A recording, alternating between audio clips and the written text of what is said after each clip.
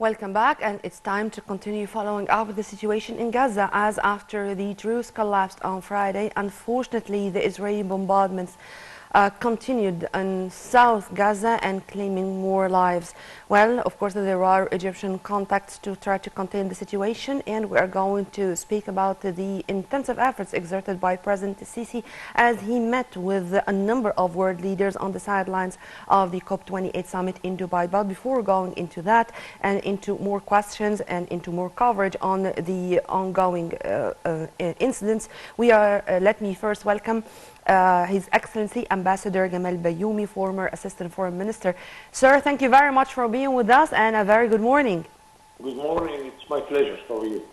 Fine, thank you, sir. And before going into the Egyptian efforts to contain the situation and to continue guaranteeing the flow of humanitarian aid to Gaza, let me start, if you permit me, with some statements which were released late yesterday by Israeli Prime Minister Benjamin Netanyahu. He said the war would continue until, quote, we achieve all its aims, including eliminating Hamas. What are the aims?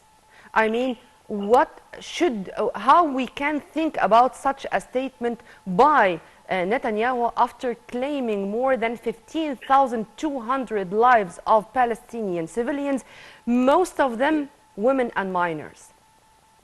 Yes, it is a disastrous situation, but what he's saying is a real political joke. He knows quite well, everybody knows, that this aim, what he's talking about, is impossible. How can you make 2.5 million inhabitants leave their country and where to go? In order to invite people who has no relations historically or practically with this land to come and occupy it. Something that is really silly, and they will never do it. Provided that we continue this Palestinian and Arab resistance, we shall stand for it, we shall resist it peacefully, because we cannot tolerate war against the United States, which is helping him with $14 billion from a country which was going to declare bankruptcy. And many people, even in the United States, are asking, what is the idea of giving all this support? Because they are taxpayers, sir. Exactly. The taxpayers can ask legally where their money, why their money is going to destruction. But sir, if you permit me also to continue on that, because I want to discuss really on the ground the claims by the Israeli authorities or the Israeli occupation authorities. They said that they bombed, for example, the hospitals because there are tunnels. But what about the refugee camps in Khan Yunis and the Nusayrat? What's the excuse in front of the international community of what they are doing? Is there any excuse or any justification, or it doesn't matter? No, it is a war crime. It is exactly war crime in any international law. And now we are moving towards the International Court of Crimes. And the ICC. I think, yes, although Israel is not signing the treaty for this court, but we shall bring them in front of this court whether they like it or not. Yeah. Because we have the case in Sudan, where Sudan was not signing this treaty, but even so, they were accusing the president of Sudan sometime for things like that. Anyway, this is impossible, but I think the secret here is behind two facts. The first fact that the Prime Minister of Israel is requested for jail, and he knows quite well, and that this war is a sort of a way to save him from going to jail. As long as the war is continuing, he is out of jail. The second secret is not secret at all. that Israel succeeded to play the role of the soldier for the West, for the United States and the NATO countries.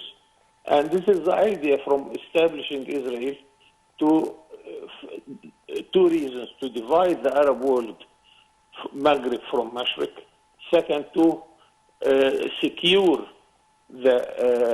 what the West needs of energy, oil, gas, and energy, and to secure the maritime freedom in the Red Sea and the Mediterranean. Yeah.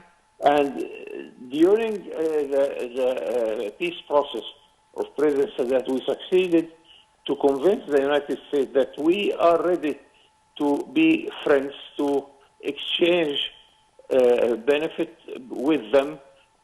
Oil will never stop, the energy will never stop, and the maritime safety is guaranteed by Egypt, by all the countries of the Red Sea.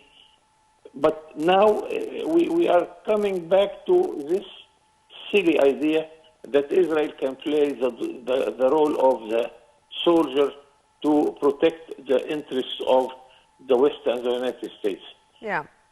Sir, if you permit me, since you mentioned this and you mentioned the peace accords and the guarantees to which were given to Israel, on the sidelines of the participation of President Abdel Fattah al-Sisi in the COP28 in Dubai, he met with Kamala Harris, the American Vice President. And of the most important statements which were released after the meeting, that Kamala Harris said the United States will never accept the relocation or redrawing the borders of Gaza under any circumstances. How do you see these statements by the American Vice President, and its timing in specific after only one day of the collapse of the truce? I am sure that Egypt is doing a very good job with its diplomacy, especially at the presidential level. Here is our president attending the meeting and of COP28. Same time he meets, parallel to his presence to the conference, several meetings with presidents and state leaders, France, Germany, here, Kamali of United States.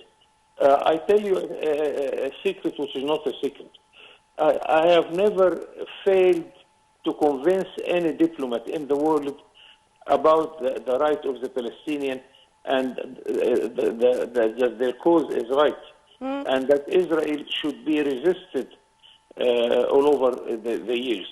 But they look to this situation as a practical disease, a practical problem which we have. Sir, let me repeat this. You have never failed to convince any diplomat with the right of Palestinians to have their state? Did I hear it? Did I hear it right? Yes, yes. Even this one who passed away just a few days ago at the age of 100? Yeah. Henry Kissinger, I mean. Yeah. Namely, I am talking about an ambassador, American ambassador, who served with me in a foreign country. And she said, Gamal, you don't need to convince me about the right of the Palestinian, because I was raised in a place where my father's neighbor was a Palestinian. And since I was a young girl, I know that Palestinians are right. But the fact that there is this problem and everybody has his goals, it's totally different from international justice. So what you're saying is that the double standards are the main cause of what we are suffering right now? Yes, it's a double standard, because they cannot deny the crimes which are done here. Same time, they have a benefit from these crimes. So, can you convince the thief not to steal? They are thieves. And frankly, once in Cairo, we were hosting one high-ranking military gentleman from a big country. and he was trying to convince us about this situation. I said, I raised my voice saying, I see that all over the history, you are a group of thieves who were looking for wealth anywhere in the world. You found it in the Far East. You occupied Indonesia, Malaysia, then India, then South Africa. Then where we started to explore the oil, you came and occupied us. The Suez Canal is another reason that France started to occupy us, to cut the relation between Britain and India. Then the British came to occupy us. This is the history. Certain group of thieves, they are looking for the wealth, and they are going to steal it whether you like it or not. Well, Ambassador Gamal Bayoumi, thank you very much for your input, sir. Have a very good day. You're always an added value to our program.